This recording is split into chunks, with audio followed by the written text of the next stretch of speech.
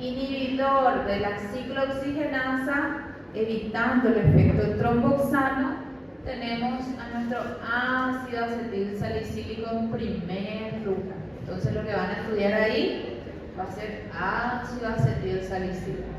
Y estudiando los efectos adversos. Ellos son gastrolesivos, ¿verdad? Ellos son ¿qué tipo de AINES? ¿Ácido o no ácido? Ácido acetil salicílico luego dice, ¿verdad? Son los más gastrolesivos. ¿Cuáles son las dosis para que el ácido acetil salicílico sea antiagregante plaquetario? Dosis bajas. 100, 125 miligramos solemos recomendar al paciente, ¿sí? Otra familia, los inhibidores de los receptores P2I. Ahí entra mi famoso clopidogrel, ¿sí? Ticagrelor y ¿dónde está? Prasugrel. Esos tres van a estudiar entre inhibidores de las 2PI. Acá vamos a bloquear este receptor. ¿Cuál van a estudiar ahí? El que más se utiliza, clopidogrel. Luego tenemos el ticagrelor y el más potente de todos, prasugrel. ¿Sí? Y luego podemos bloquear también al malhechor principal, que es mi glucoproteína 2B3A, ¿verdad? Podemos también bloquearlos a ellos. Y ahí tenemos inhibidores de la glucoproteína 2B3A. El amisimab, ¿sí? Es el único que van a estudiar ahí. Acá el primerito. Un alumno miró y buscó encontró la mnemotecnia de abacashimab. Puede ser, ¿por qué no? Abacashi. Por la X seguro, ¿verdad? Por ahí sí les sirve para el examen, ¿verdad? Si ven un abacashi por ahí, es este. Inhibidor de la P2B. ¿Sí? Los inhibidores de la COX-1 y los inhibidores de la P2C se puede utilizar vía oral, ¿sí? Se utilizan incluso vía oral, y los inhibidores de la GP es para vía endovenosa. Esta no utilizamos como profilaxis ni le mandamos en la casa al paciente, es el que utilizamos previo a un procedimiento quirúrgico, alguna intervención cardíaca que va a tener el paciente, por ejemplo. Una hora antes de la intervención le vamos a administrar al paciente, ¿sí? ¿Entendieron hasta acá? ¿O no? ¿Sí?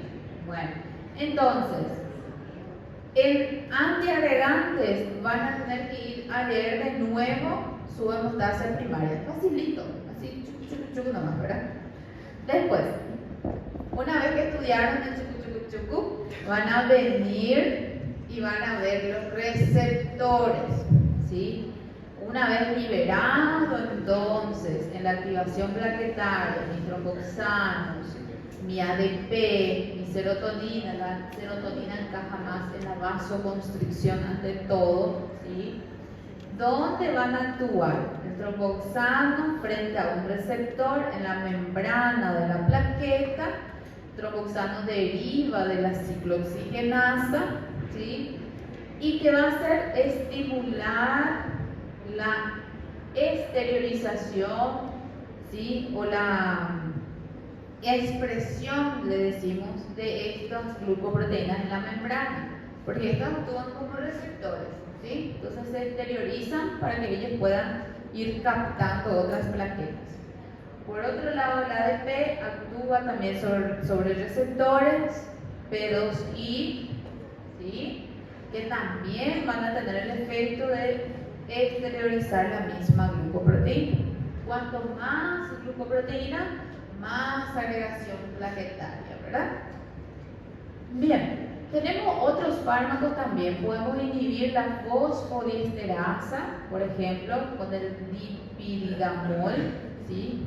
Se suele utilizar más frente a, ¿cómo es que se llaman? Los monitoreos de esfuerzo que se hace, ¿verdad? Ahí se suele utilizar, ¿no? Y tenemos otros, como la prostaciclina, por ejemplo, ¿verdad? Esto en realidad no lo utilizamos en ámbito general en la clínica, esto no tanto, es muy específico para el especialista. Inhibidores de la GP también es muy específico para especialistas.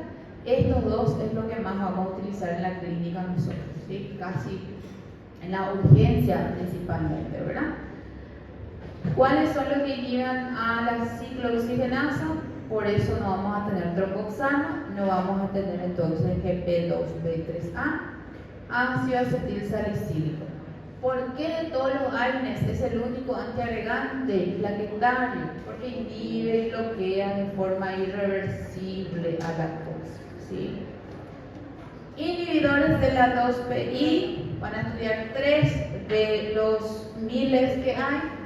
Van a estudiar el clopidogrel, que es el que más se utiliza, ticagrelor y el prasugrel, ¿sí? Parece un trabalengua, ¿verdad?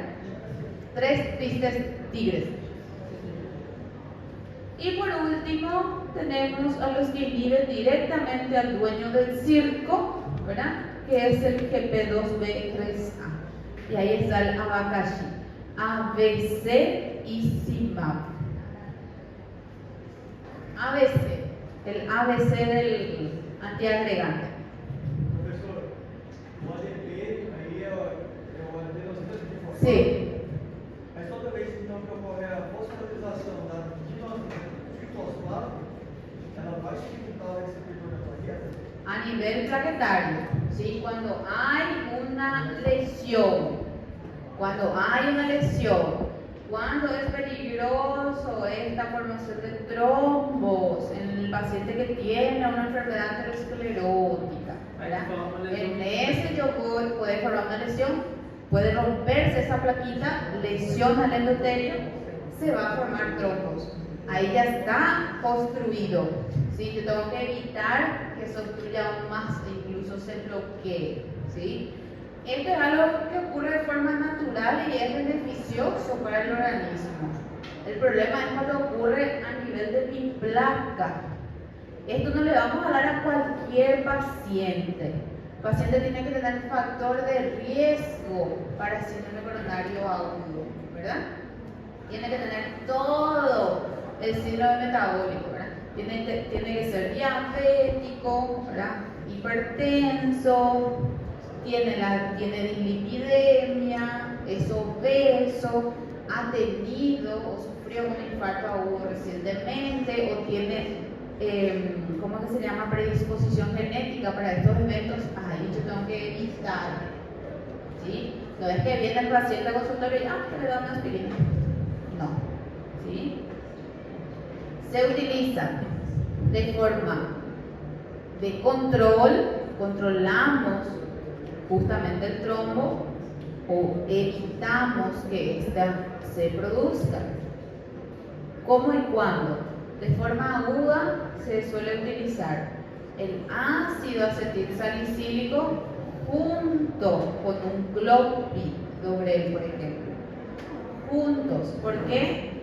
Porque se potencializa el efecto antiagregante en el cuadro agudo.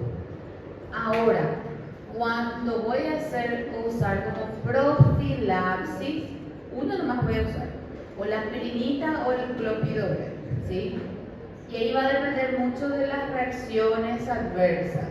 La aspirina, por ejemplo, da mucha reacción gastrointestinal, ¿verdad? Ellos son muy gastrolesivos. ¿Qué puede ocurrir con el paciente que usa aspirina, por ejemplo? Como son muy gastrolesivos, ¿verdad? Úlceras gástricas y tenemos riesgo de sangrado entonces y muy alto porque estamos haciendo un efecto antiagregante plaquetario. Pueden aparecer entonces los sangrados o la hemorragia digestiva alta también, ¿sí? Se suele asociar entonces en esos sentidos cuando tenemos alguna alteración gastrointestinal con un inhibidor de la bomba de Proton. Con el único que se recomienda asociar el asa es con el pantoprazol. El inhibidor de la bomba de Proton es protector gástrico, entre comillas. Eso vamos a hablarlo en gastro, ¿sí? Pero él es, entre comillas, protector gástrico. Después le voy a explicar por qué le hago entre comillas. Y el omeprazol es el que más utilizamos de esta familia. Pero el omeprazol disminuye la absorción de la aspirina, entonces no sirve. La concentración que se va a lograr en plasma de la aspirina junto con omeprazol no es suficiente para la agregación plaquetaria, para la antiagregación plaquetaria. El único que no va a interferir en esta absorción es el pantoprazol. Entonces, el único que podríamos asociar. La aspirina no damos en menores de 16 años. Dice, ¿ya no es niño? Sí. Es un niño todavía. Adolescente.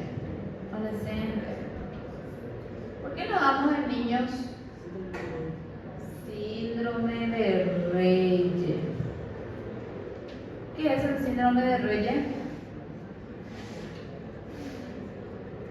¿Qué es el síndrome de Reye? ¿Qué es el síndrome de Reye? Es una encefalopatía que se ve en los niños por intoxicación con aspirina. El paciente llega después de abusar. La aspirinita viene en frasquitos con un sabor muy agradable, ¿verdad? Y el niño piensa que es un caramelo. Y taca, aspirinita. Se intoxica con la aspirina, viene con una encefalopatía, pierde totalmente, hay una pérdida de conciencia, vómitos, que incluso puede llevar a la muerte del paciente, deterioro del estado general del paciente. Asmáticos, hay que tener en cuenta también que al bloquear ciclooxigenasa, yo voy a tener la otra vía que es la lipooxigenasa. Entonces todo ese ácido araquidónico se vierte en lipooxigenasa, aumentan leucotrienos. No sé si ya vieron asma ustedes, esto puede favorecer o exacerbar las crisis, los asmáticos también, ¿verdad? Entonces hay que tener en cuenta eso. Broncoespasmo, sí.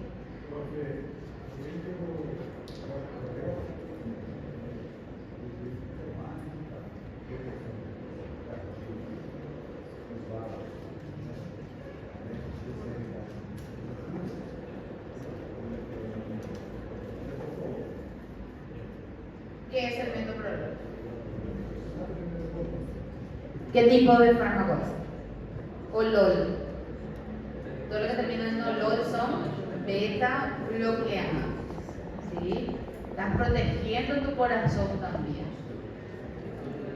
Muy bien. El Clopid.